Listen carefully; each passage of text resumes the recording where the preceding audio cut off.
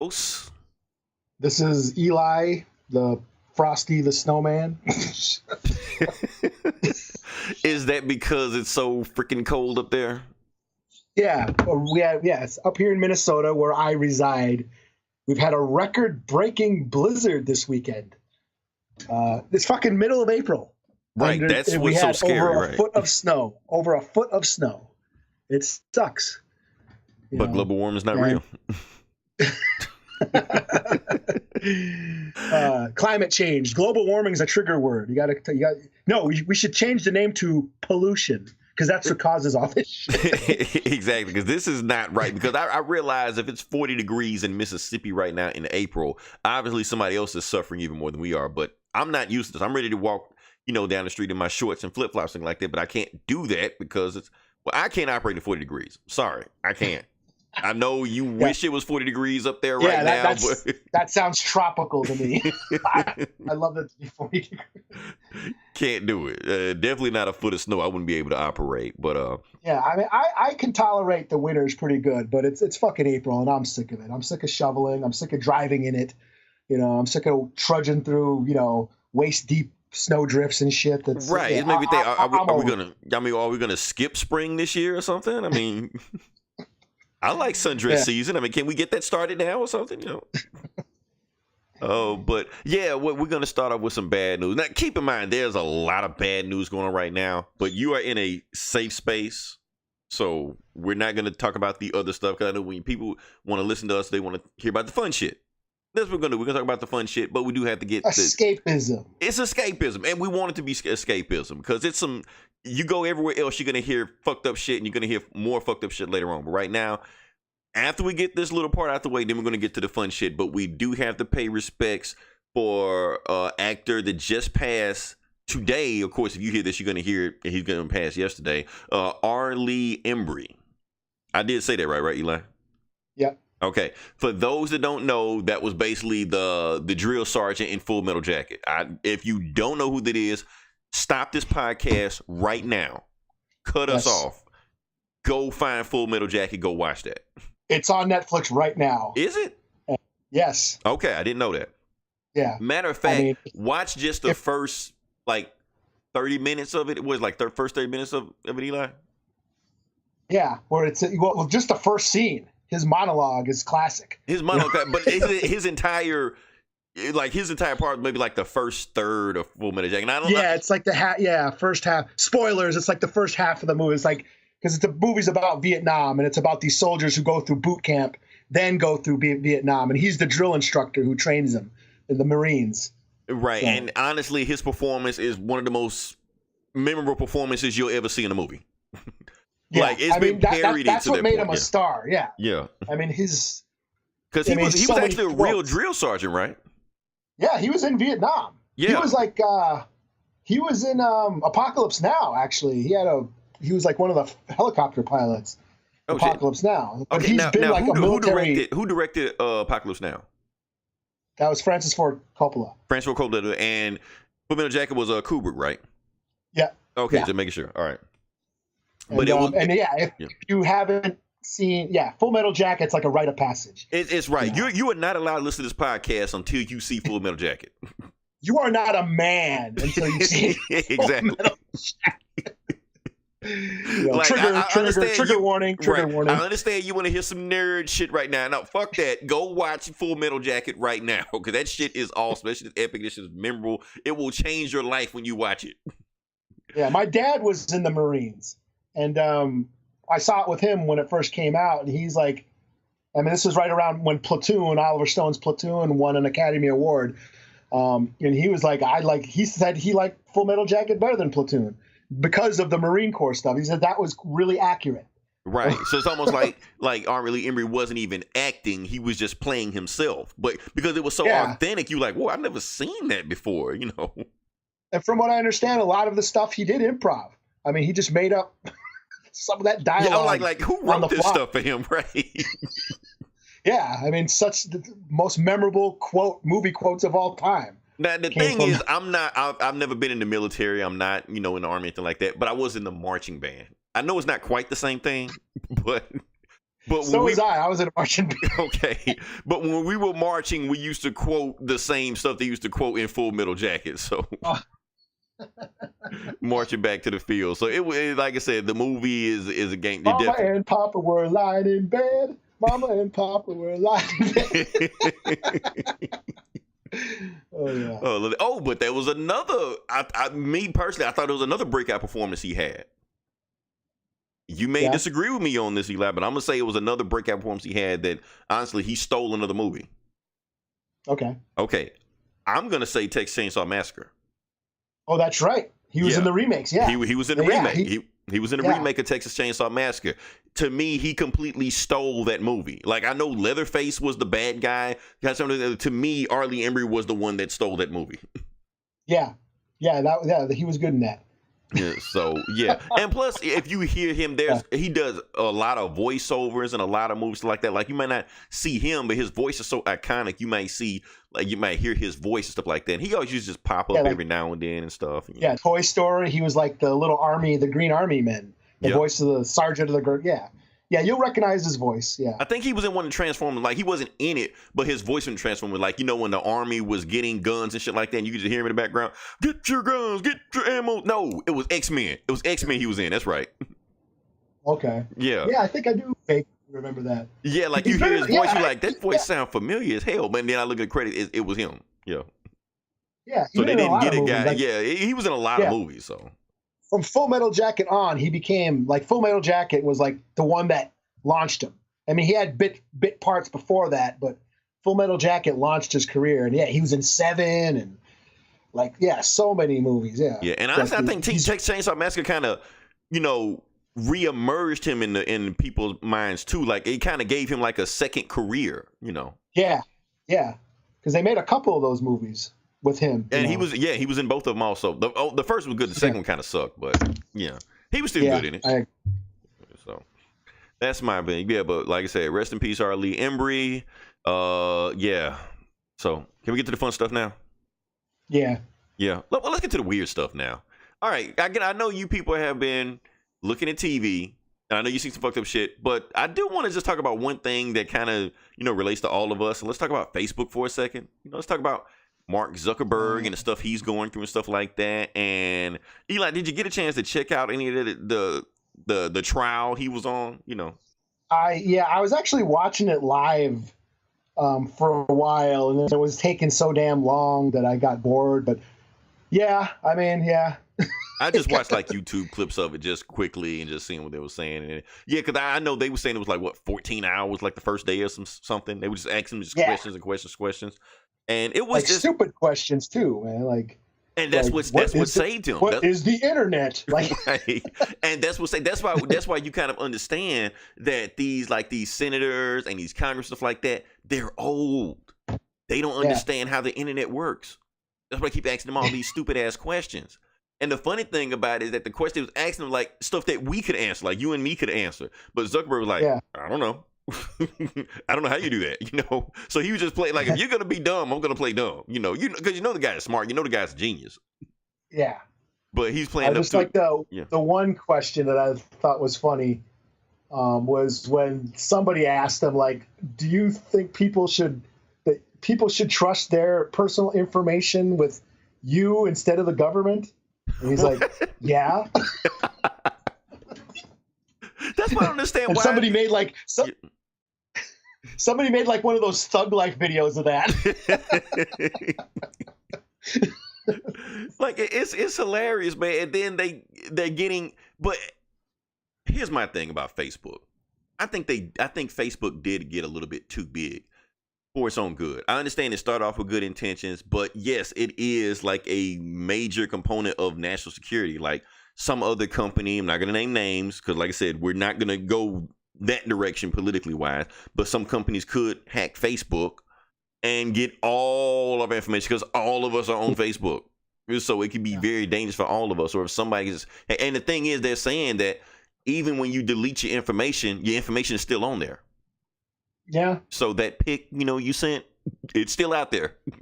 Delete it all you want to, doesn't matter, And that's the funny thing about it, because they said transactions through Facebook. It's like, I've always been a little weary of that. And, I've never done that. Yeah, and then thing about it, like I said, we run our fan page, and they're always, sending us something to promote our page. I'm like, I'm not putting my money on there and give you that. No.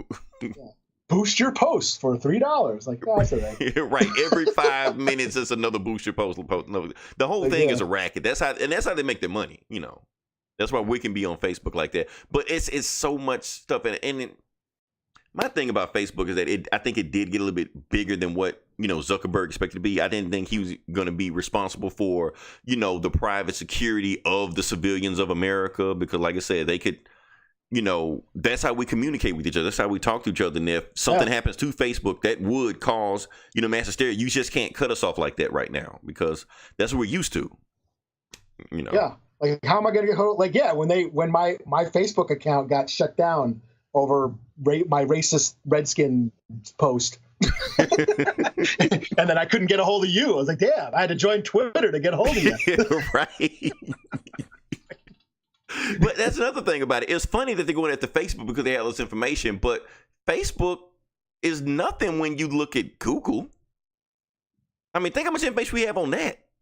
Yeah. They know everything. They've been around since 95. Facebook been around since what? 08, 09 or something like that? So Google has way more information than Facebook does. And so it makes all our numbers, all our emails, and everything. Like we're scared to put our information and numbers and credit card information on Facebook, but I guarantee you we've all put our information somewhere on Google that somebody can find. So I don't know. Like I said, Facebook's been hacked by Cambridge Analytica or something like that. Yeah. Yeah. Yeah, or somebody. Yeah, they think somebody sold somebody the information or something. Yeah, it's. Don't ask us what happened. Yeah, go watch CNN. Yeah, they know more about this stuff than we do. Like I said, we're not political most of the time, anyway. Yeah. Let me say anything or that informed either. Right. We love to talk about stuff we don't know anything about, but that's the whole point of it. Anything else we got to address before we move on to like the actual meat of the podcast? I'm good. Okay, cool. All right, so let's actually get into the fun stuff. Let's talk about, first off, let's talk about the box office numbers. Like I said, we always love to talk about the box office numbers to see how they're fluctuating and moving from now. And number one, okay, Eli, give it to me. What you think number one was? Rampage. I'll take a wild guess. Rampage. You ding ding ding. You have the winner. That is the number one. It was close. It was close. Rampage was number one, but number two was The Quiet Place. So it was close. It was only by 2 million. It was separate. Number three was Truth or Dare. They say it's like some kind of scary young adult. Yeah. Whatever. Yeah, one of the shitty kitty horror movies. Yeah. Yeah, but those movies always make money, and they cost nothing to make. So, number four, Ready Player One. Still haven't seen that yet, but still hearing rave reviews about it, so that's a good thing. Number five is Blockers. Blockers still hanging in there. Notice the movie that I didn't name was Black Panther, which is number 6. So, seems like Black Panther, look like it's coming to, it's getting ready to wind down a little bit. Still putting in some numbers, but like it's getting ready to wind down. Number 7, Isle of Dogs. Number 8, I Can Only Imagine. Number 9, Tyler Perry's Acrimony. And number 10, Chicka Wada Quicket. I don't know. Oh, yeah. That Ted Kennedy killed that girl movie. Let's go back to Rampage. Yeah. Like I said, I didn't see it. I'm pretty sure you didn't see it. If you did, you would have said something about it. I would like to see it, but I haven't gotten around to it yet. Yeah, let me look at something real quick because, like I said, the critics, of course, are trashing the movie because, like I said, it's a video game movie, so of course they're gonna trash it. But I've heard some people that have actually seen the movie, and they said they like the movie. But they said the way they like the movie is kind of like a critic-proof movie. Like they admit the movie is dumb. The movie doesn't make any sense, but it's just a fun movie. Giant monster movie. It's a fucking it's a kaiju movie, with The Rock. Yeah. Exactly, with The Rock. Okay, here's the numbers that I have now. Now, Rotten Tomatoes score, critic score of Rampage is 50%, right? Mm-hmm. Now, the audience score is 80. So it's like I said, it's a huge jump we're looking at right there. And like I said, the audience score you're looking at, it's like over 1,000. No, I'm sorry, 3,000 user reviews on there. So you're getting that disconnect again. You're getting that disconnect between the critics and the audience. Like I said, Rampage is not a movie the critics are gonna like because, like I said, things that they look for like pacing and cinematography, shit like that. That's not, but Performances. right, so they can't sit there and just shut their brain up, have fun with this movie. But look, the audience is the ones that are seeing the movie, and like I said, is number one. Like, they're having fun. Like, now the thing about movies is that you really don't know about movies, how a movie performs until you see the second week. The first week is nothing. The first week is just how good has the movie been hyped. That's all it is. If the movie is good, then the second week will tell you whether or not how the audience performs for it. And it seems so far that the audiences are liking Rampage. Funny thing about it is that The Rock, Dwayne Johnson, whatever you want to call him, thing like that, he went on Twitter and said, as of right, he went on the Rotten Tomato score, even though the Rotten Tomato score is at 50%, believe it or not, 50% is the highest Rotten Tomato score for a video game movie. So, okay. Yeah. So he went on bragging saying, yes, Rotten Tomato score, this is the best video game movie ever made. And trust me, I know, because I was in Doom and that movie was garbage, And then well, Doom, he was right about that. Right. But then Doom replied him, like Dwayne, because just to let them know that they saw the tweet, I didn't have a problem with Doom. I didn't, the first person part, I thought that was entertaining. Like when he did the first person part of Doom. So, I don't know. That was just me. That was probably the most memorable part of the movie. I mean, it was a generic movie. It was a ripoff. What did the movie remind me of? Oh, Alien. Yeah. I mean, that's what the video game was Alien. So, I thought it was fun. Pretty much, yeah. For what it was. But I didn't think it was a bad movie. It was a bad movie. But I was entertained by it. And I keep hearing this, people saying, like, we talked about this last week, people saying the best video game movie. What about Mortal Kombat? What about Mortal Kombat? Mortal Kombat sucked.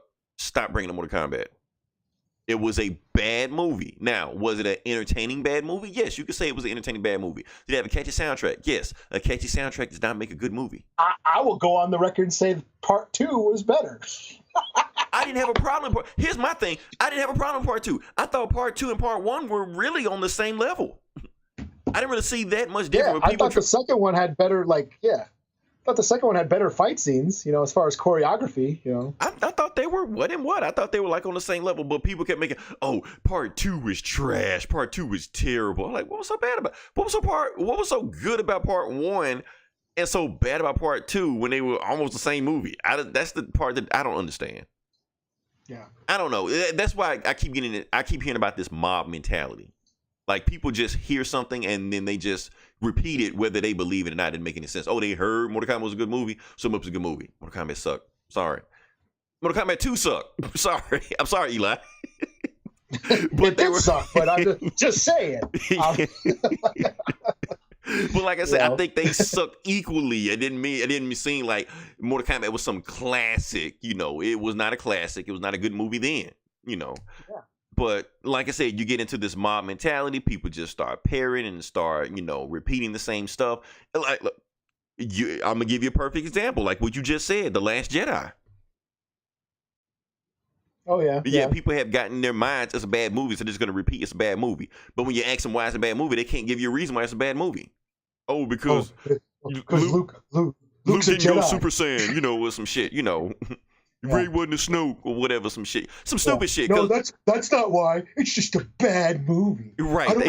I don't like it because Luke died. I like it because it's just not a good movie. After fucking all the prequels and all this other shit, like.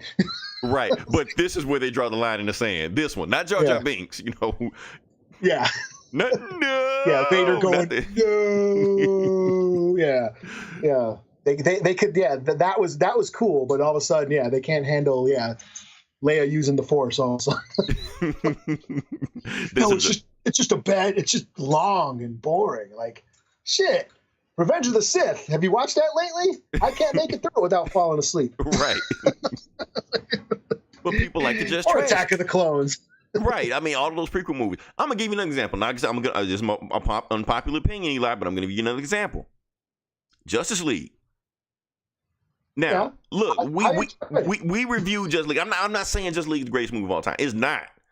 I'm not even saying it's a great movie. But I'm saying, honestly, with my honest opinion, it is not a bad movie. You watch the movie, you will be entertained. It's entertaining. That's all it is. It's not Avengers. It's not Civil War. Any shit like that. It's just you watch and be like, okay. The Dark Knight. It's not It's not that. It's not that. But it's not a bad movie. It was not trash. It was not terrible. But people have gotten in their minds that it's a terrible movie. Because they're seeing that, it had the low box office ratings and Zack Snyder was fired and hitting all this bad press and Ben Affleck is alcoholic and grabbed the titties, some shit like that. So in their mind, it's a bad movie. But if you watch the movie, it's not a bad movie. But public perception is everything. If the movie perceives you bad and everybody else is going to just say it's bad too, just going to go with it. Some people are saying it's bad, haven't even seen the movie. I heard it sucked. Yeah. So just watch the movie and be entertained. Did you see that clip that I had floating around, Eli? Which one? The Wonder Woman versus Steppenwolf? No, I don't think so. Okay, well, anyway, I had a clip of Wonder Woman versus Steppenwolf. And, I posted, I was like, what's so bad about this thing? Like, I had the clip of it. Wonder Woman was fighting Steppenwolf, in that tunnel scene and stuff like that. You were like, yeah, well, that scene was awesome, but the rest of the movie sucked. Like, come on, man. Like, you can't choose sides like that. So that being said, I think that pretty much be the only good thing we're going to say about DC, even though that really wasn't good for the rest of this podcast. Oh, you know what? I want to say one more good thing about DC. DC actually did one extra good thing. Oh, yeah? Well, not DC, but I'm going to give him credit for it anyway. Zachary Levi. Okay. Zachary Levi, do you ever follow the Instagram page? I don't even have Instagram, no. You're killing me, Eli. You don't have Twitter, don't have Instagram. I got a Twitter now. Oh, Nobody now you follows got me, a Twitter because they kicked you off Facebook. How to get a hold of you? I follow you. Hell, I'm probably on Twitter more than I'm on Facebook. Shit. I'm like the only person still left on Twitter. But hey, it's fun to look for stuff like that. I don't know what to do on Twitter. I'm like, okay, I just read shit. I'm like, I read all the shit on Facebook. So what's the difference? Okay, here's the I don't thing. know what I'm supposed to do on Twitter. Here's the thing on Twitter. This is why I like Twitter better than Facebook. Give me the Twitter for dummies. Okay, I'm gonna give you the Twitter for dummies. I'm gonna sell you all on Twitter because I know Twitter was popular in 2012 and everybody just left it and that was it. The reason I follow Twitter because Twitter, it does seem like information hits Twitter before it hits Facebook first. So I like to get a hold of Facebook, a hold to get of Twitter, and plus, like I said, when I've been talking to all these celebrities and these comic book guys and the inside interest like that. They're way more likely to respond to me on Twitter than on anything else. If I, message these guys on Facebook, they'll ignore me and everything else. But if I message them on Twitter, I have a better chance of them responding to me. I'll go back and forth with them. So they'll actually respond. Yeah, they'll respond to you on Twitter because there's not as many people. Saying I'm friends with a porn star on Facebook. That never's gonna answer me. But if I get a right on Twitter, you might have a shot.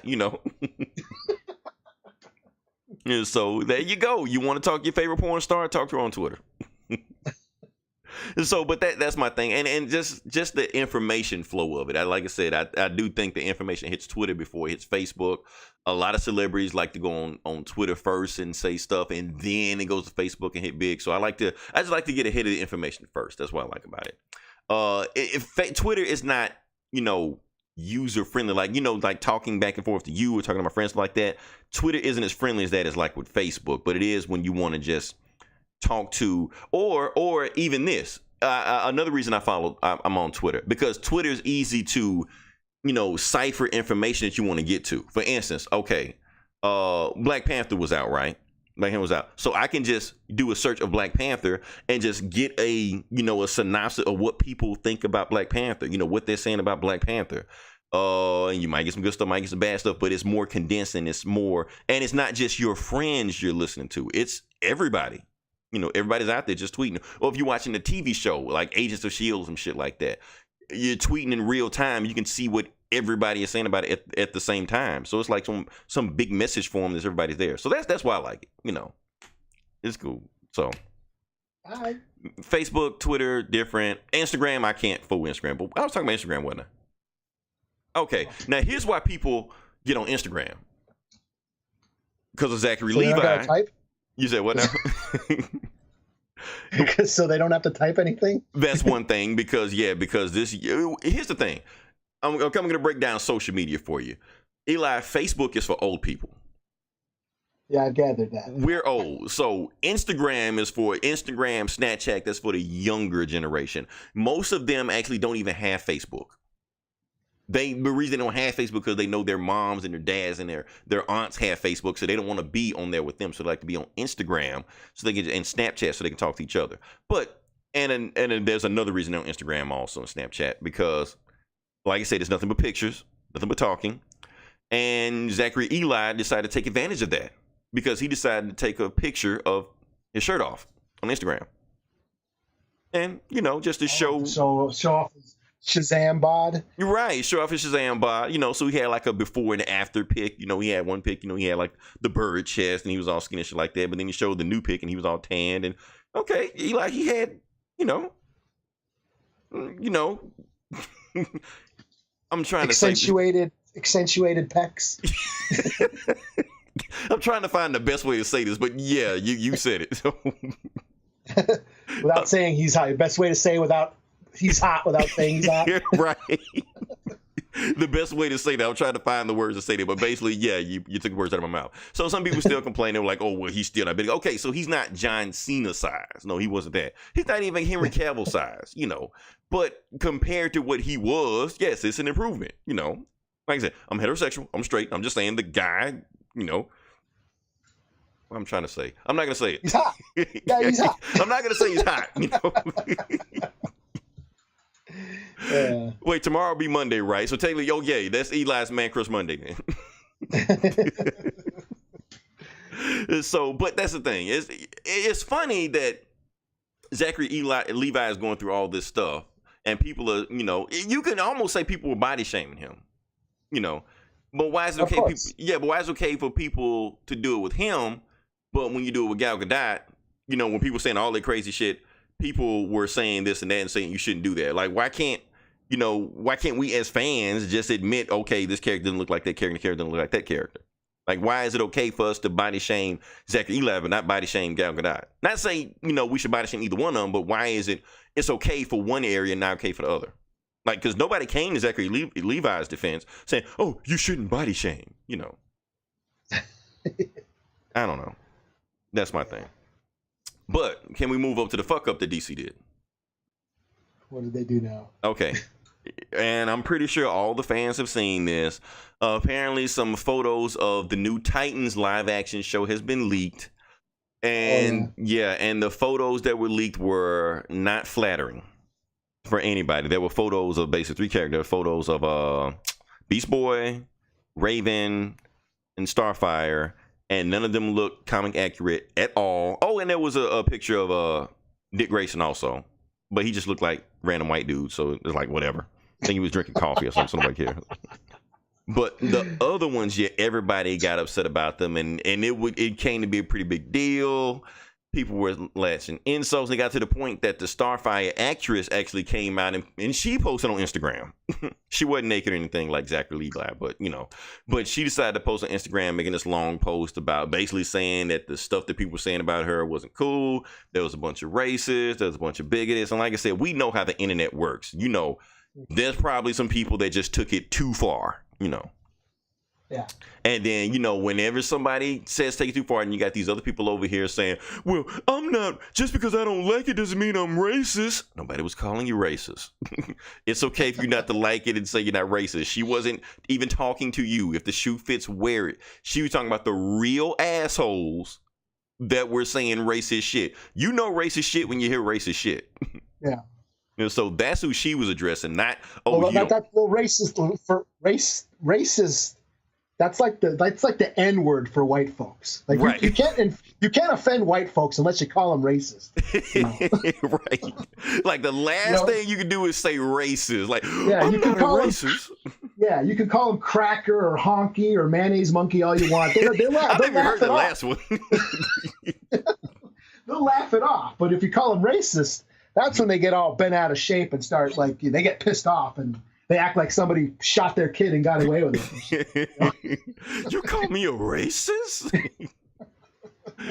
Oh, like, wow. That's my whole thing about that. No, it's not race if you don't like it, because I'm going to be honest with you.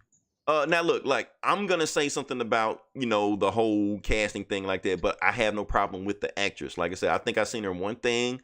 She was in the 24 series. She, when they changed everybody black on the show and she was the girlfriend on there. She was cool. cool actress, stuff like that. I had no problem with her as an actress. However, I think she was miscast. Period. I'm just gonna say that. Now, I'm not gonna say I can get away with it because I'm black, so I can say she shouldn't play as black. No, I'm just saying for this role she was miscast. And people saying, "Well, how you gonna find an orange character? Find me an orange actress." You don't have to find an orange actress. In my mind, I always thought Starfire was always like this racially ambiguous, light-skinned, biracial, maybe Afro-Latina, maybe Hispanic, something on that line, tan colored. That's what I was thinking about Starfire. So I'm thinking you could just find you a actress that, I'm gonna throw out a name, Zendaya. Get Zendaya, get her a red wig, give her green contacts, and call it a day. You got Starfire. I think Starfire, honestly, was probably the easiest casting you could have made on there. But for some reason, they made it the hardest. Like, why would you do that? Why would you just go so left field out there that people don't even know what the hell you're doing? Yeah, fuck it. I'm gonna be that guy that just takes offense and say, why the black person got to be an alien again? Well, you could say that was the whole reason with Starfire to begin with. Like, everybody was white, and Starfire, not saying she was black, but she definitely wasn't white. So, and then like you said, science fiction, fantasy, they always doing this shit. Chewbacca, you could say Chewbacca maybe was a different race or something like that. Like, everybody was white and he was there. So, but yeah, I don't know. That's okay. Like I said, if you have a problem with the character, you can say you have a problem with the character and not be racist. But if you say racist shit, then you have a problem. But I do feel like that people are centering in on Starfire a little too much and not saying anything about the other character, because the other ones look like shit too. Yeah, I think that's the issue I have. That's the issue I have. Like, spread the blame around. Don't just center in on one person, because that makes me go, okay, that does seem kind of racist. When you just center on one person. That's just me. When you got, Beast Boy and Raven, like, what the fuck is that? They all look like shit. Yeah, just center on one person. They all look like shit.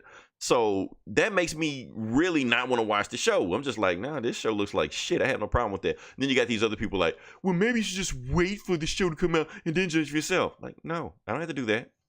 The point of the show is to sell me on the show. If it looks like shit, I don't have to watch this shit. I'm not obligated to watch Teen Titans. I don't owe Teen Titans anything. If it's a shit show, it's a shit show. And my life will go on. I don't have to watch this shit.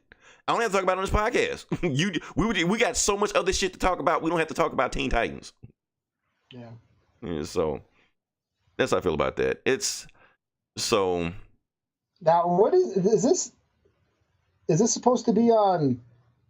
It's not on It's not a CW show, right? It's not a CW show. However, it is made by the same team that is making it. It's made by Berlanti, though, right? It's made by Berlanti. Jeff Johns has his hands in it.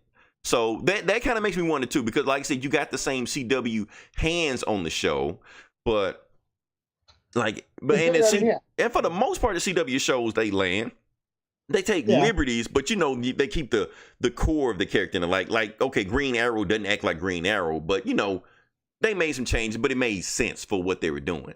So it's kind of weird for that team, or like Black Lightning and stuff like that. So it's weird for that same team to miss the mark this bad with Teen Titans. Because, all right, we all know Inhumans were like the worst shit ever, right? So, that's what I hear. Right. That's what I hear. Fuck that show. You didn't watch it, but trust me, that show was fucking terrible. Like, you thought Iron Fist was bad. No, Inhumans took it to a whole nother level. So Inhumans set the bar. When you talk about shit TV shows, Inhumans is it. Everybody just completely agree with that. But from what I'm seeing, from what Teen Titans is doing right now, it's like Teen Titans no. Hold my beer. Inhumans, no, we can do worse than that.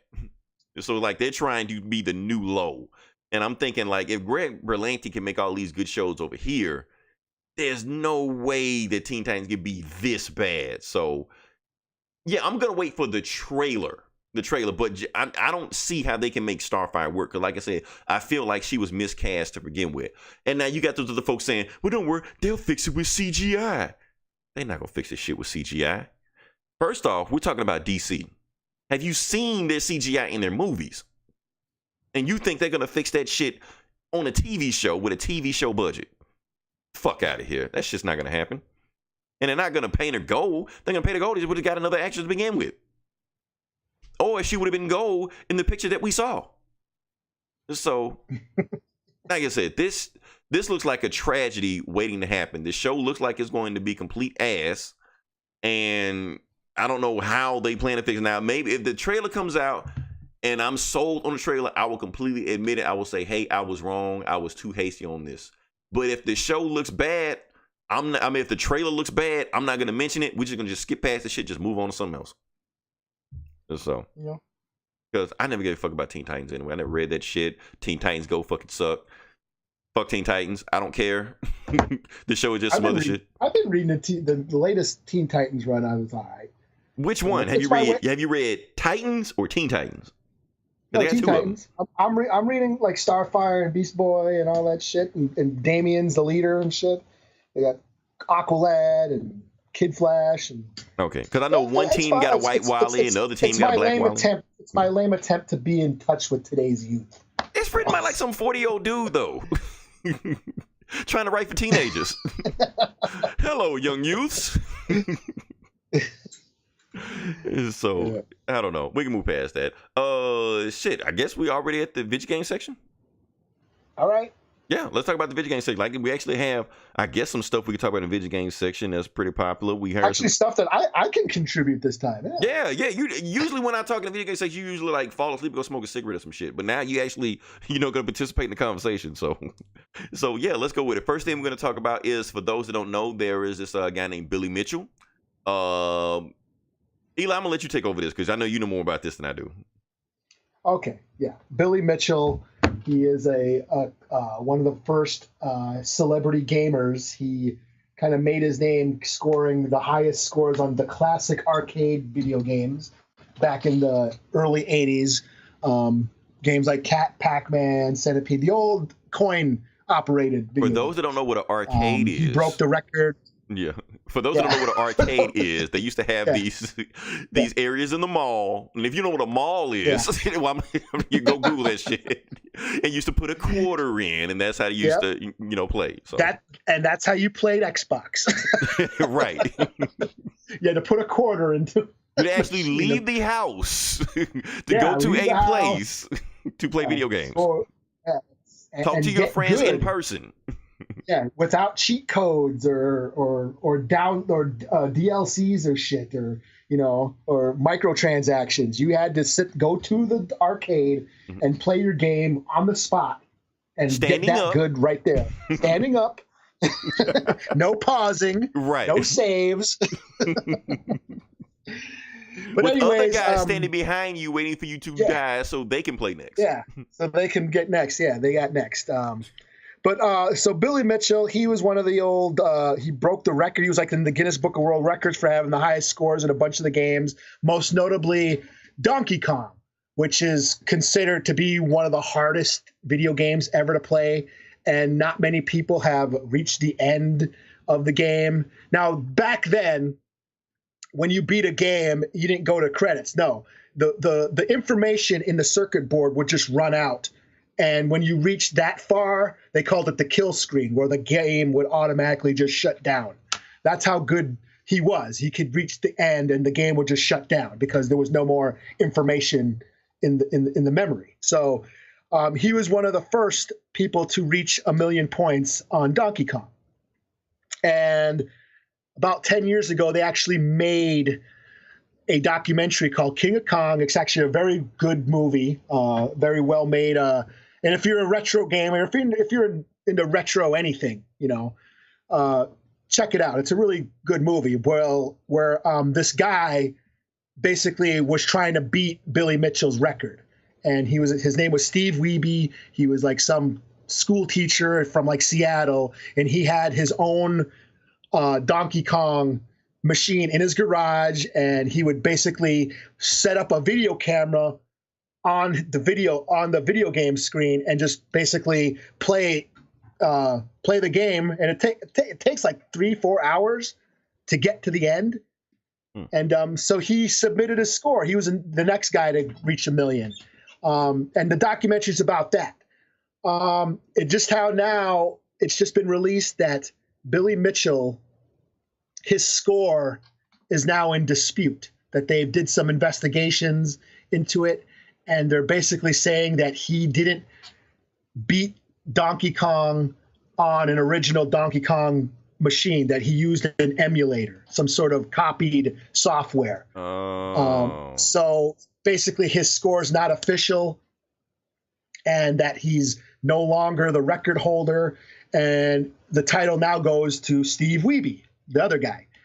Now, people might think that's not that big of a deal, but the thing about Billy Mitchell is he's kind of a douchebag, and he always prided himself and bragged that you have to get the highest score. You have to do it live, in person. You have to do it, on an original Donkey Kong machine. It can't be some refabricated, software. You have to do it on the original circuit, or the original game, basically. Right. So he was always a braggart about that. So if this comes out that he's been lying this whole time, then yeah, it kind of shatters his whole legacy. So basically, Twin Galaxies, this company that keeps records of all the highest score holders, they basically, they disqualified him, and he's reportedly banned for life from ever competing in video games. This is some Pete Rose shit.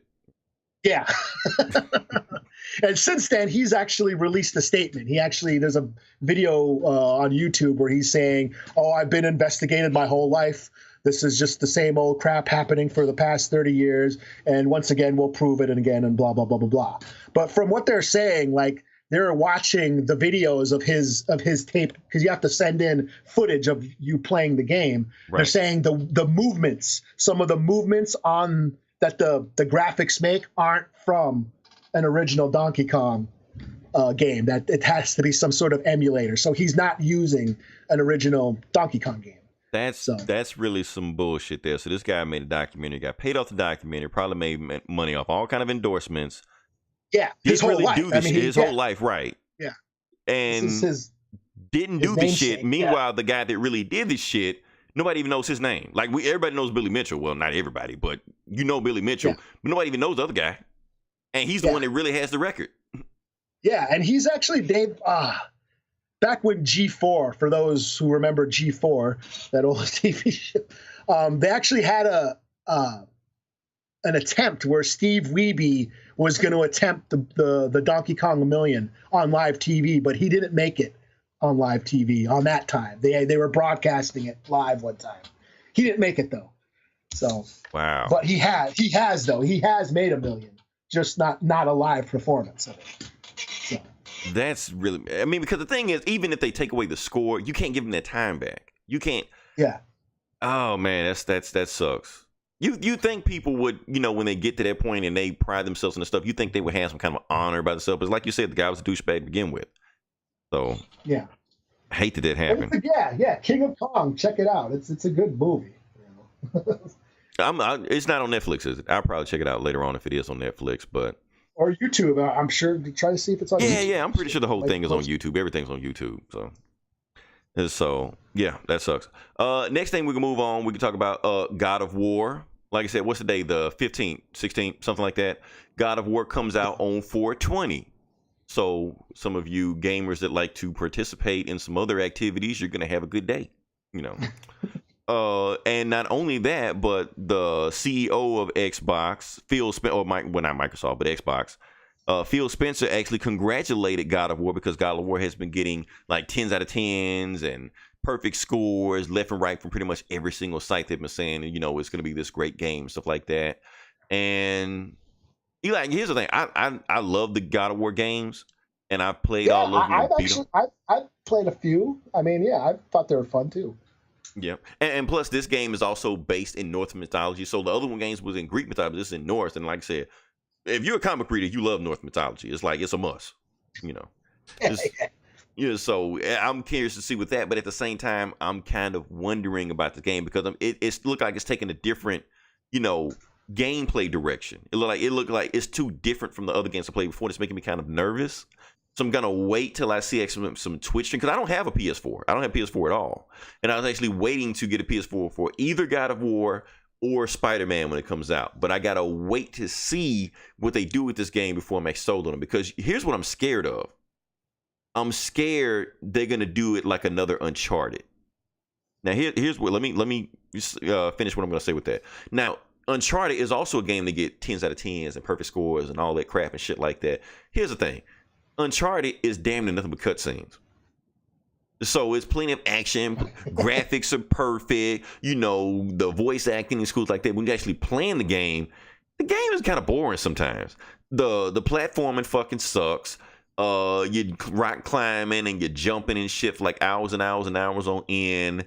You got bad stealth mechanics. So the game really doesn't play up to par like other games should. The game is very linear. You can't build your character up in the game. You can't make them look any different. You can't customize his weapon anything like that. So it's a very simple ass game. It's basically like it's a movie that has gameplay parts in it every now and then. So, and I'm like, you giving that shit a perfect score? How you gonna give it a perfect score with a game that you just play straight through, and then when you're done, that's it? The multiplayer's ass. I don't give a shit about that, you know, because there's other better multiplayer games I think you playing. You be playing Battlefield, you playing Call of Duty, you could be playing Star Wars Battlefront. Uncharted is nothing like those games, you know. Nah, I don't think so. So you keep giving these games perfect scores when it's straight, you know, straightforward. And I'm wondering if they're doing the same shit with God of War, which is going to be just some long ass movie where you just barely play. And then you do play the combat is half ass, where you know it's easy as fuck. You just play through. And you don't give you any challenge whatsoever. You know, I don't want that. I want an actual game. I'm not, and that's why I don't trust these sites. I don't trust any of these sites like IGN and GameSpot because we know they're paid off. You know, if Sony wants a good game or Game Informer is owned by GameStop. So of course, you know, they're gonna put a perfect score for every game they know they want to sell. The whole thing is just promotion, that's all it is. So I can't trust any of them. This is why I'm waiting for the game to get in their hands of regular people and to see what they say, because like I said, I think if you want to get the source of anything like movies and games and comic books, go to the little guys. Go see what they say. Go to the guys that are not paid off or have corporate sponsors or anything like that. Like comic book reviews. You want to get a comic review? Listen to us. You know. Yeah, no shit. We're gonna give it to you unfiltered. We're gonna tell you exactly what the fuck you need to know from the comic book. We're not gonna sugarcoat shit. You know. I know Al Ewing is probably listening to this podcast. I don't give a fuck. If we don't like your shit, we're gonna tell you. Yeah, you too, Gail Simone. Oh, just wait. Wait. We're gonna get there. But that's my whole thing. Like I said, you want to listen to the little guys. Listen to the watch Twitch streamers and see what they're saying. Sometimes don't pay too much attention to these big guys like I just like that, because a lot of times they will just play half a game and just slap a perfect score and call it a day. They slapped the perfect score on Metal Gear Solid 5 and the game wasn't even finished. The guy that made the game was fired halfway through the game. So how you going to give it a perfect score? Can't trust him. That's all I'm saying. So let me say, are we done with the video game section? I got nothing else with that. So we can be, yeah. Okay, we're done with that. Now we can talk about the part that pays the bills, the part that you can't listen to. We're going to talk about some comics because we read a few comics, not a whole bunch, but we read a few. And I'll be honest with you, this week in comic books was kind of iffy. So kind of bear with us. We're going to try to breeze through it, but next week's going to be some good shit. But this week we're going to talk about stuff. And Eli, guess I can go first? Sure. Okay. What do I want to talk about first? I read that. Okay. Let's talk about Domino number 1. let's just dive into this thing. Well, I did read this. Yes. Yeah, we can both talk about it. Like I said, we it's a book we both read, and I had a feeling you were going to read it too, but I went ahead and read it anyway, just to kind of that we can kind of compare notes. And like I said, I'm going to give a quick synopsis of Domino 1 who haven't read it. But it seemed to be a very popular book, so we'll see how it did. Basically how Domino starts off is that it's the beginning. It's the morning time. She has this new little a puppy bulldog with, you know, little birthday bow on him. And I guess she said, oh, this is one of my best birthdays ever. And she like, I don't know if she want to keep the dog. She like, don't give me that face, dog. I'm not going to like you. And the dog, give me the puppy dog guy, stuff like that. She starts hugging the dog. And you're like, okay, but if you do any wrong thing, you're gone. And then the first thing to do, the dog pisses on her. So then they cut back 15 hours before that. And she's in Canada with her sidekick. I guess her name, what was her name, Eli? Outlaw? Outlaw? Some shit? Outlaw. Outlaw. Yeah, She's a mutant too Outlaw. or something. So they're both on this investigation. They're trying to find out who's kidnapping these guys that are stealing trees. I didn't know tree stealing was a thing. But anyway, they go down there and they find this guy that's kidnapped. So Domino decides to just go down there because she's Domino. She knows if she's getting any serious trouble or life-threatening trouble, her power's going to kick in and save her. So she goes down there anyway. And then she goes for the guy that's been tied up. And he says, "I got a present for you." And he reaches in and he hands her some dominoes. He's like, "What? Fuck?" But if you do that, the hostage turns into this huge ass big furry monster. And she's like, "What the hell?" And then when he turns into the monster, the other guys start shooting and shit like that. Outlaw comes down. Both her and Domino take out the guys as quick as possible. And then she puts a gun on the big furry monster. We're like, "Don't do it." And then the monster just stops and actually turns back into a regular guy. He was like, "Don't shoot me. I'm good." And then well, not only that, then down the hill comes their third partner. Their third partner is Diamondback. Now, for those who don't know who Diamondback is, this is not Diamondback from Luke Cage, even though he's back. But we're not talking about that one. We're talking about Captain America's ex bad guy girlfriend from the 90s. So she's back. She's cool. So she's friend with Domino, shit like that, because she's a mercenary, shit like that. And then the guy that turns back into a monster like that, he was like, you're all not mutants. You're supermodels. You're celebrities. I'm a mutant. I can't walk around looking like a supermodel because I turn into a big monster that I can't control and stuff like that." So Domino starts feeling bad about him, and she brings him back with her. She was like, "Well, he didn't attack me or anything like that." So she comes back with him. So they get dressed up because it's Domino's birthday, and then we're going to go out on Night in Town in San Francisco. But before they go up to the top floor of this building, surprise, it's a birthday party. They got a whole bunch of shitload of X-Men in there, a bunch of Domino's ex-boyfriends in there, because I think apparently she has this thing for big dudes. And when we mean big dudes, like large dudes like Colossus and shit like that. She's just like big dudes. So she's there. And Warpath. She's fucking Warpath right now. Well, that makes sense. She has a type.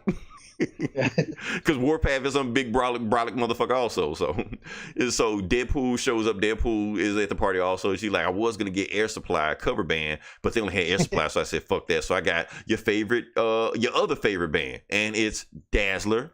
Dazzler there singing her hit song "Never Walk Alone" or some shit, and she starts shooting fireworks in the air and stuff like that. I guess she was singing this Katy Perry song "Fireworks." I don't know, whatever.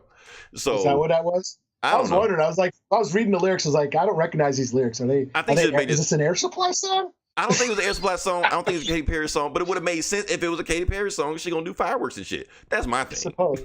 I don't know. But anyway, while Domino, was at the party enjoying it, so she started getting these like massive headaches and shit like that. So she starts drinking at first, and then once she was drinking, she starts saying fucked up shit to all her ex boyfriends and shit. Like Colossus. "Oh, you married Kitty Pryde, huh? Well, I guess it must be nice to marry somebody with a normal face, huh?"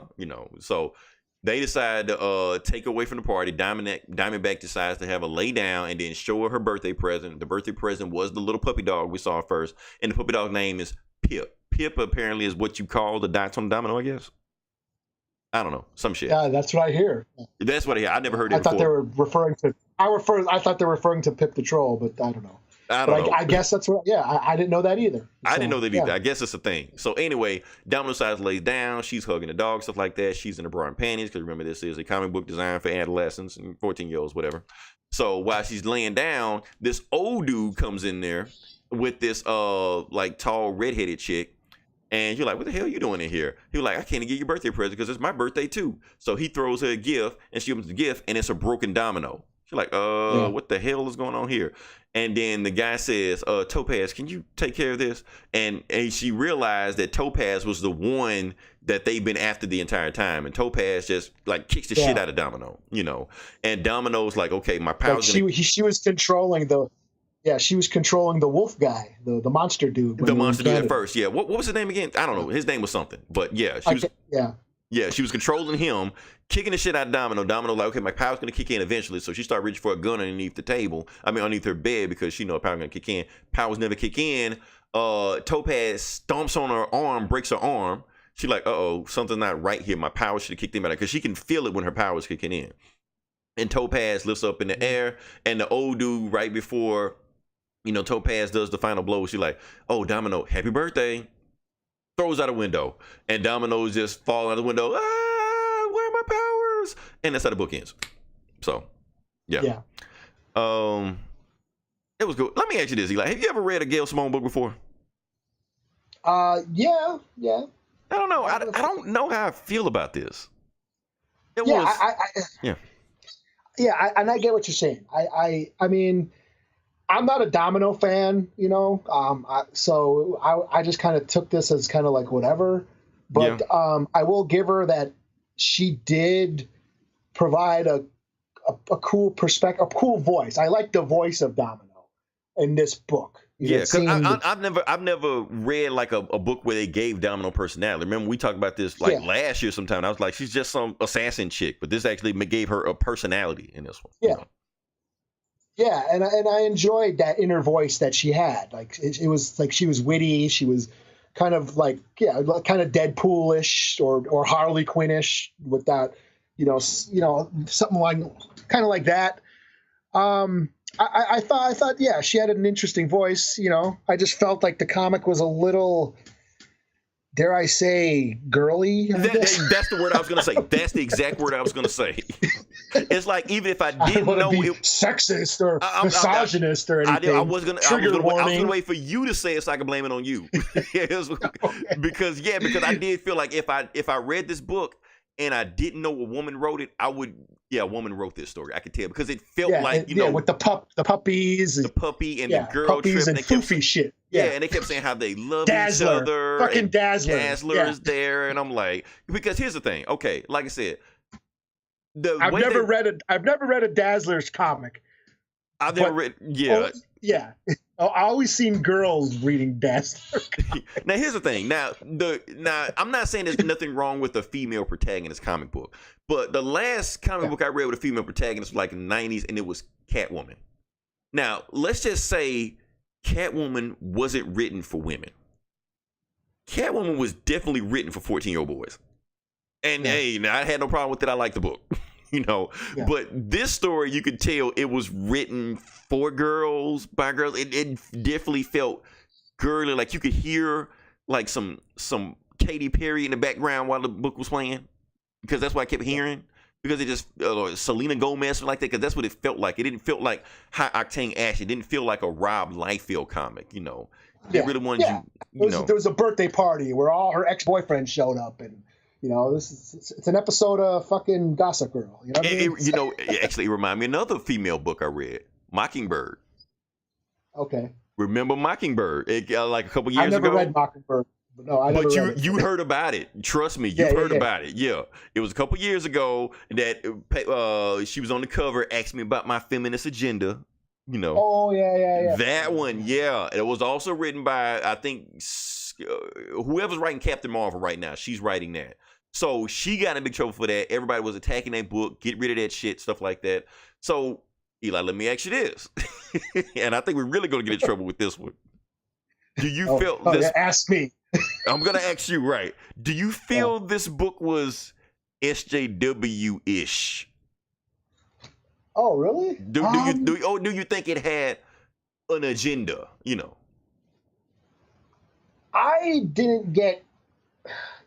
didn't really get any in your face sort of agenda. I mean, I guess when looking back, I guess you could talk about the logging shit in Canada, the environment, and yes, it's a woman, and I wouldn't personally. I didn't get that. I didn't get like it was too in your face. Okay. I mean, I thought it was a little fluffy. I thought it was a little fluffy at times. I thought it did sort of cater to a female audience, which I didn't mind that. That's what I got out of it. Like, okay, this is chicks dig this shit, But I feel like, because the typical Marvel fanboys, I think some of them are going to have a problem with this book, and they are going to be very loud and vocal about this book.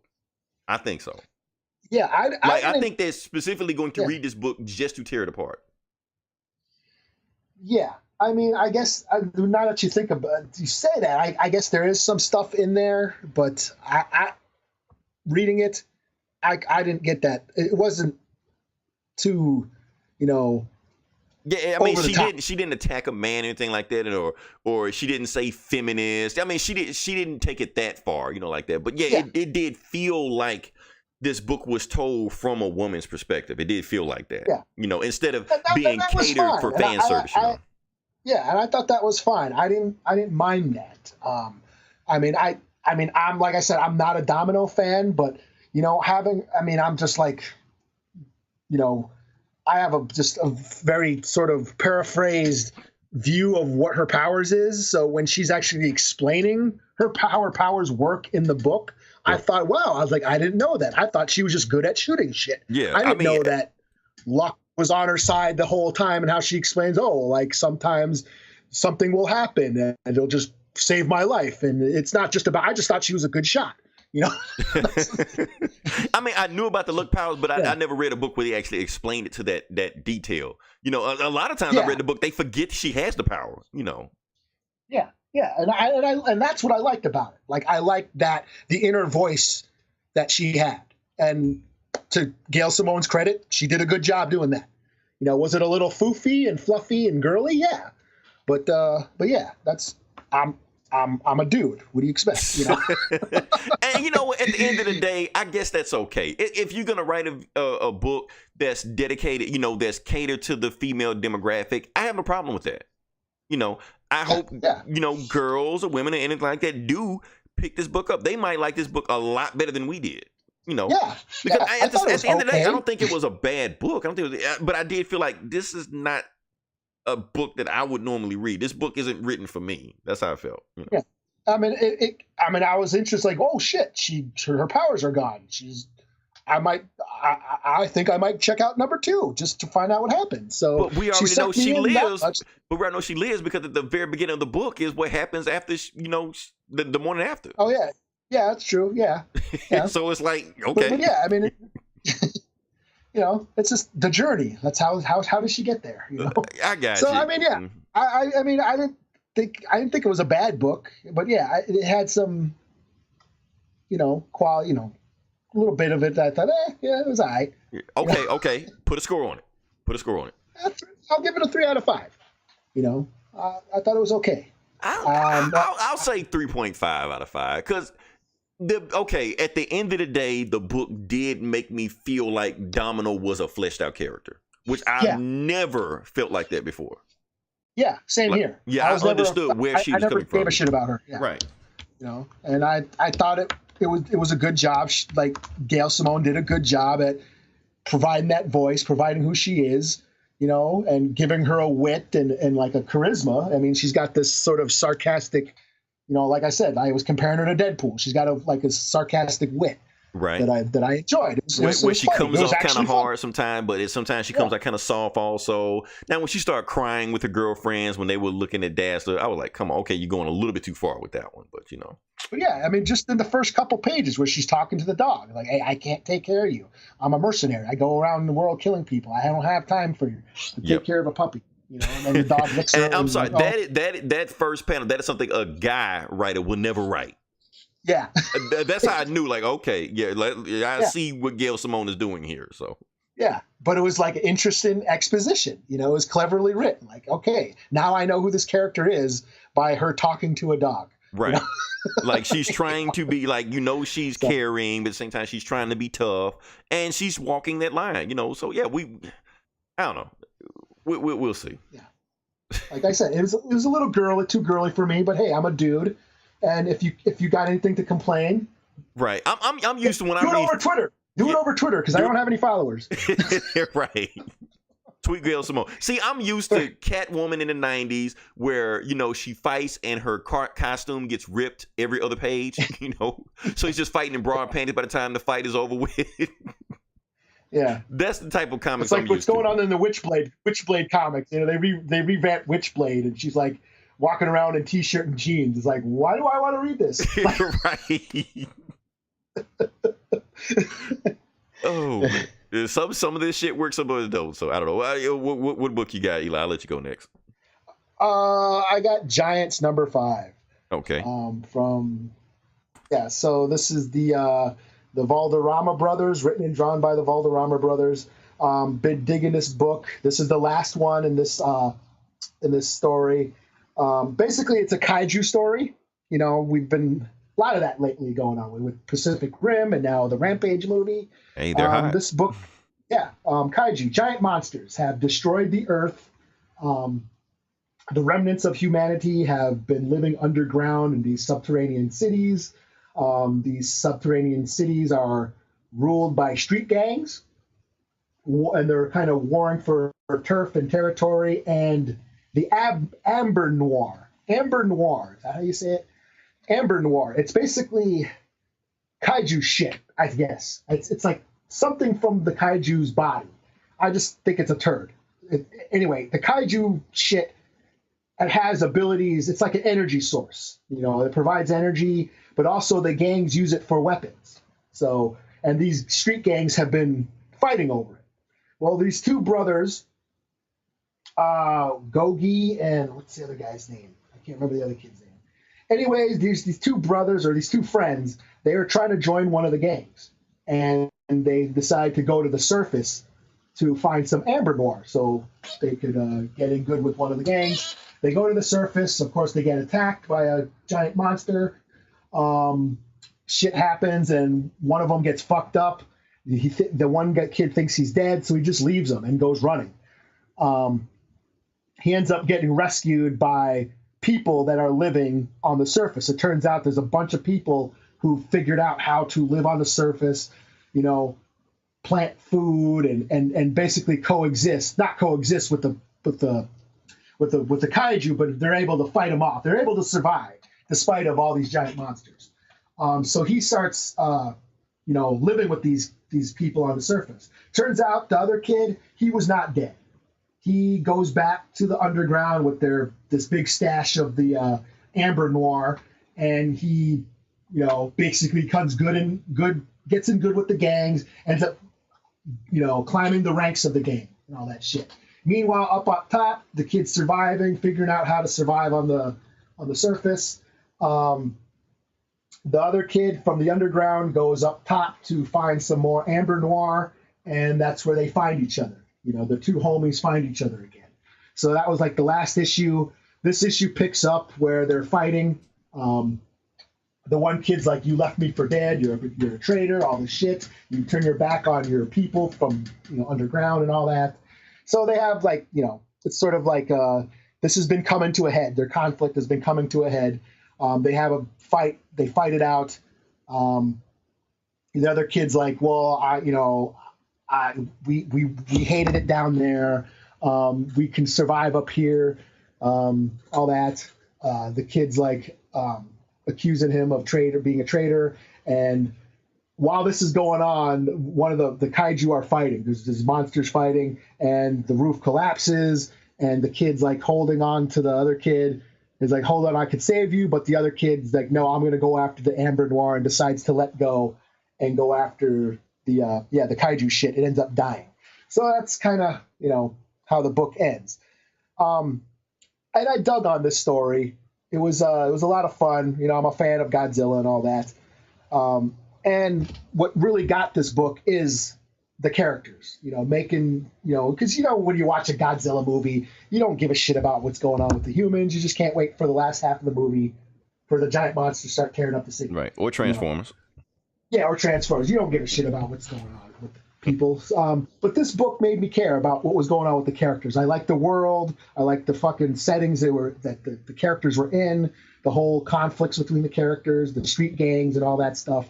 I thought that was really fun, and it made me give a shit about the human side of the monster story. So, yeah, I give it a 4 out of 5. I mean, I just wish it would have went into a little more of where these kaiju came from. Where they came from. Do these stories ever tell where the kaiju came from? Yeah, they're from space or some shit, but yeah. So that was about it. But it was a fun series. Giants, yeah, number 5. So. Cool. Now, I hope they. I was gonna say, who is the company again? Oh, Dark Horse. Damn, Dark Horse always cranking them out. Okay, cool. Okay, 4 out of 5. All right, so I guess I can go next. All right, the book I have is Immortal Men, number 1. Like I said, this is also part of the DC New Age of Heroes. Yeah, basically this book is drawn by Jim Lee. So Jim Lee came back just to draw this. Like I said, he barely draws anything else again. It's one issue. Probably just one issue. He may draw the first half of the next issue. You know, Jim Lee doesn't stay for very long, but you just got to enjoy him while he's there. So, like I said, this book starts off with this teenage boy named Randall Park, and he's having a dream. The dream, he's running with these other kids. He has superpowers in his dream, and he's running with these other kids that have superpowers in his dream, but they don't know how the powers work or what their powers are. They're just running, and they're running for their lives, and each one of these kids get picked off by one, picked off, until Randall is the very last one left. But before they can, you know, who's ever attacking them come after him, somebody reaches out to him, and it turns out it's one of the Immortal Men. The Mortal Man grabs him and takes him to their, you know, their secret hideout, their secret base. In their base, they call it the campus. The campus is the place where they go and train other immortal men, and they learn how to use their superpowers, stuff like that. But before he can learn, you know, all those things, and he looks at this guy keeps standing at him like this old guy with this beard. But before he can find out who this guy is, he wakes up. And he's back in New York City. And it turns out he had been passed out. He passed out in Grand Central for no reason. His other friends were with him, and they got nervous about him, so they called his mom, they called his therapist, and apparently this has been this running thing that's been going on with him. He's been just passing out and having these dreams. He's still like, I have this dream that I'm this superhero, and I'm supposed to be doing something big. And when I close my eyes, I see that I can see what my friends are doing. I can see my mom watching TV, stuff like that, and it's weird. I can't get this out of my head. And the therapist, you know, in this therapist that you telling you've been having this situation ever since you saw Superman fly by one time. So you think you're meant to be bigger than something than what you are, but you're not. You're just a little kid. You're normal. You're not a superhero. Just live life like normal. And like, I'll even prove to you that there's nothing wrong. There's nothing wrong with you. And she tells Randall, grab my hand. You're like, Randall, you sure? You're like, grab my hand. So Randall grabs her hand, and he sees her future. He sees what she's supposed to be doing. But the therapist asks Randall, so did you see anything, Randall? And Randall says, nope, didn't see anything. No, he keeps it from her. They didn't say anything. But anyway, the mom and dad picks him up. They're saying, you know what, you can still go with play with your friends. I guess nothing's wrong with you, but make sure you didn't. If you pass out again, let us know. So he goes with his friends like that. While he goes, we cut back to the campus, like a mile into Philadelphia, and we see these other guys called the House of Conquest. We call it House of Conquest. And it's some crazy assassin looking dude, shit like that. Looks like some shit Jim Lee would draw, you know. Got some weird looking dude with a sword. They call him the Hunted or the Hunt or something like that. This other crazy looking woman called Infinity Woman or some shit like that. And one more character shows up. The Man Who Laughs pops up. So apparently the the Man Who Laughs shows up, and he's saying, like, you immortals, you've been around here forever, you've been shaping the world, so why aren't you doing anything? Every other planet I've been to, they've done stuff. Why aren't you doing something? But you know what, I'm here to help you out.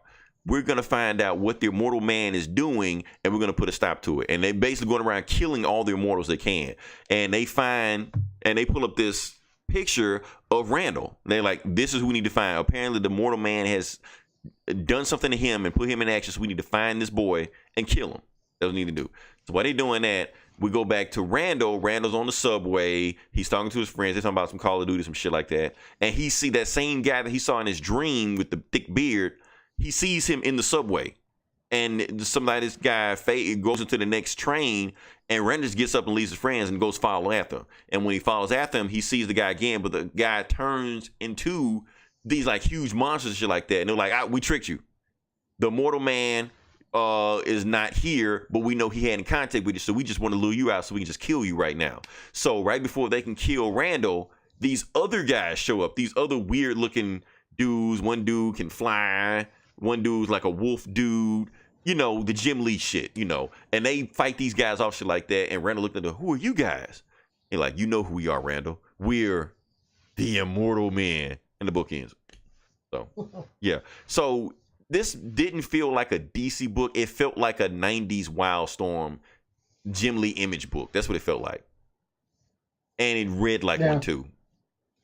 It's like those books back in the day, they were clunky, they bad dialogue, bad framing, but the art looked good. So awesome art, yeah. Yeah, so you had that going for it, but this book just didn't land with me. It was cool art, but like I said, we've seen Jim Lee's art for so long, for 30 years. His art didn't pop off like it did when I was, 10 years old reading his X-Men shit like that. Now, at the same time, I used to criticize the book saying that it was an X-Men ripoff. It's not really an X-Men ripoff. I mean, if you really want to go down that rabbit hole, you can see the parallels with X-Men, but it's not like Damage, where it's just fucking Hulk, just call it a day, or the Terrifics, where it's just Fantastic Four and call it a day. You can tell it's inspired by the X-Men, but it's not. It's like Wildcat. It reminds me more of Wildcats than it did X-Men, even though Wildcats was the X-Men ripoff also. But whatever. Overall, I give this book a 3 out of 5. I really don't give a shit what happens in this book. I don't give a fuck about the Immortal Man. I don't give a fuck about the Man Who Laughs, because we already know what happens to him. So, yeah, I mean, I thought about picking it up, but I'm like, I just flipping through it. And I'm like, I'm glad you mentioned that. There's another character in the Immortal Man. There's a Native American girl named Timber. I was wondering, like, was she supposed to be Native or? Just she's Native. Yeah, I was wondering. She reminds you every panel she's Native. Especially her name is Timber, and she kills like the demons and shit with an axe and shit. Oh no shit. Yeah. So damn it. Now should I? Oh crap. Now I'm having that dilemma. Now here's the thing: you want to talk about agendas? Jim Lee has had an agenda for like the last 30 years, and nobody has ever mentioned it. Nobody has ever noticed it. Jim Lee has always peppered in and sneak in Asian characters all the time. Like Randall Park, he's Asian. But people don't pay attention that every time Jim Lee writes a book, he either highlights the Asian or turns, like Psylocke. Psylocke was a British white woman at first before he took over the X-Men. When he took over the X-Men, she became some Japanese assassin out of nowhere for no reason whatsoever, because that's what he wanted. He invented Jubilee. So he's always throwing in these Asian characters, who like Suicide Squad. He was writing Suicide Squad. Who was the most, when you think the book was about Harley Quinn, right? So why is it that Katana is like in every panel?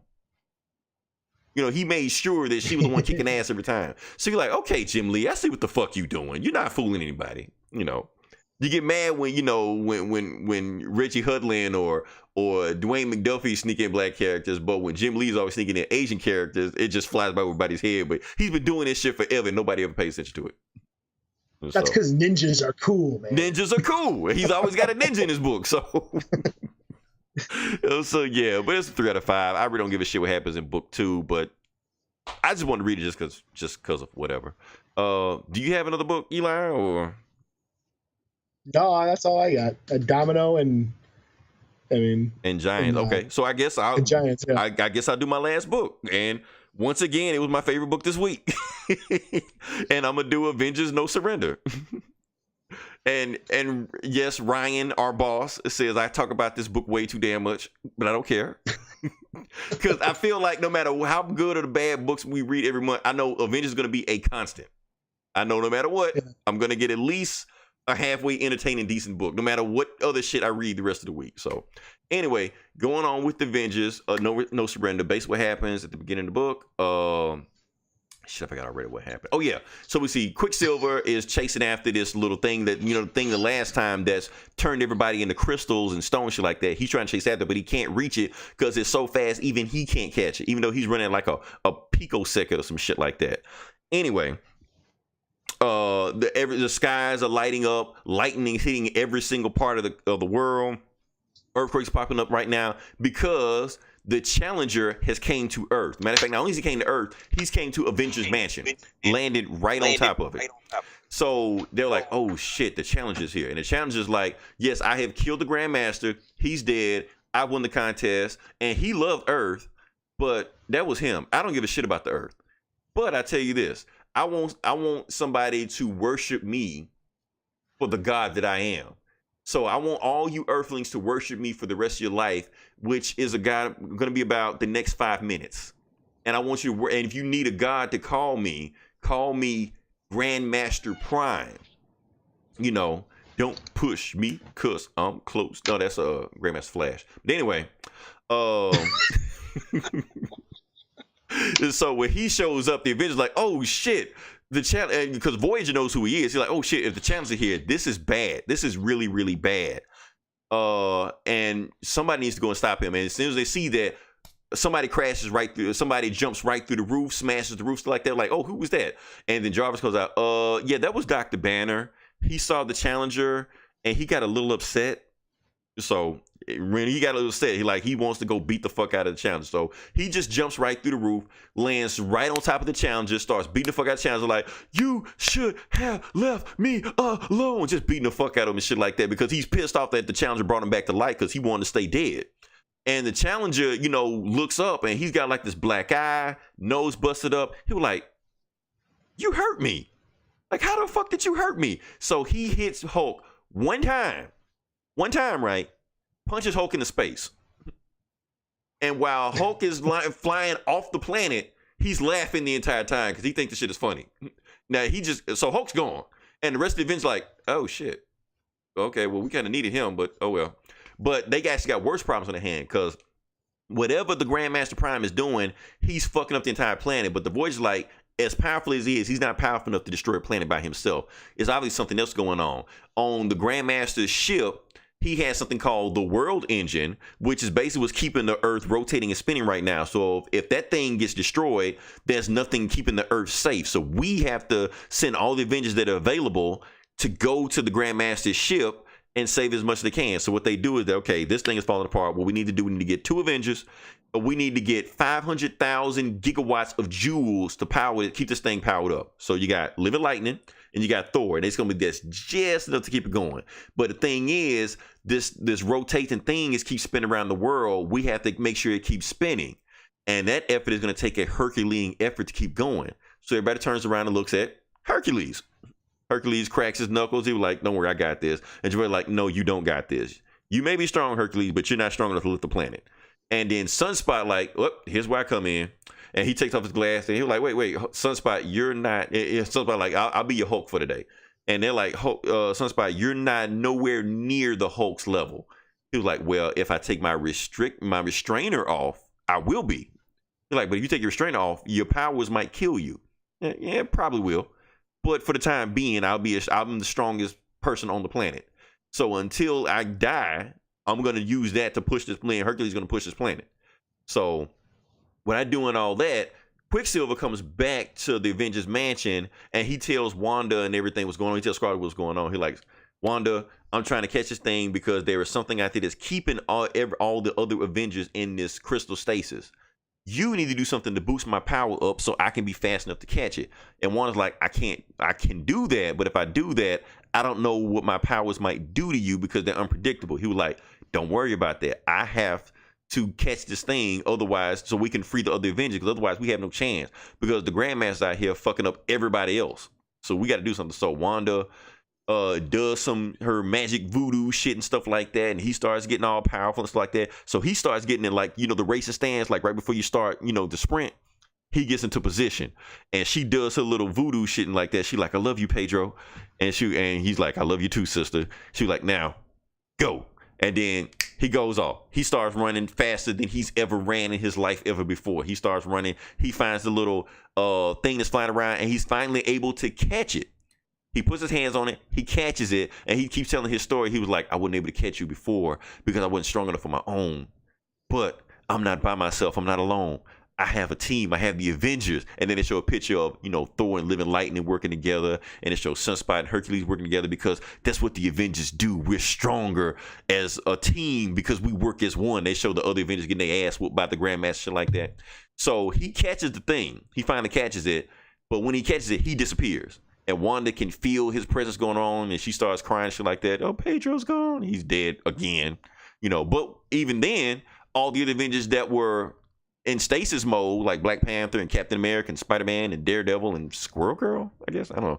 They're all free now. They're ready. And Voyager's like, okay, all the Avengers are free now. What I'm going to do is I'm going to teleport all the Avengers next to me, and we're going to, and the last page shows all of the Avengers ready, assemble. And that's how the book ends. So it basically is going to be like finally. And so basically it looked like every fucking Avenger ever versus the Grandmaster Prime. So, except Hulk, because Hulk's still in space. So, maybe somebody get him out like that. Like I said, this book was still fun. I'm reading it because it is the one constant I'm having. It's not going to be this spectacular book I'm going to read. It's not going to be this bad book. It's just going to be consistent. Like I said, I give this issue, a 4 out of 5. Like I said, it had a good message about how Quicksilver couldn't do it on his own, but he could do it as a team. And it showed that the Avengers basically are a collective one team. They work better as a, it shows that teamwork. So I like that. So consistent. So shoot, anything else we got to address? I think we got it. Think we talked about everything we wanted to need to. Like I said, if you listen this long, definitely like, share, and subscribe. Let everybody else know about it. I want to thank everybody on our Facebook page because we have hit 400 likes. I think we're at 402 right now. So woohoo! When we hit 500, we got to do something special. We got to do something. Yeah, man. I don't know. We'll figure it out. We'll have a party. Yeah, we'll cross that bridge when we get there. Definitely listen to our other podcasts. Like I said, Eli has Geek Sav, that is our sister podcast. They talk about what we don't talk about, but kind of, give a different perspective. You got Comic Cast. Like I said, I want to. You heard what we said about Domino. Trust me, they're gonna talk about Domino also. Listen to their opinion versus our opinion. This Geeks and Comics, they're gonna talk about the same shit, but they're gonna have a different opinion also. So definitely listen to different voices of what everybody else is saying. Get Valiant. They're gonna talk about some Valiant stuff. You know how that is. Like I said, till then, this is Leroy. This is Eli. And we will talk to you guys and talk about Action Comics 1000 next week. Same bullet time, same bullet channel. So, shit. And Twitch stream ends.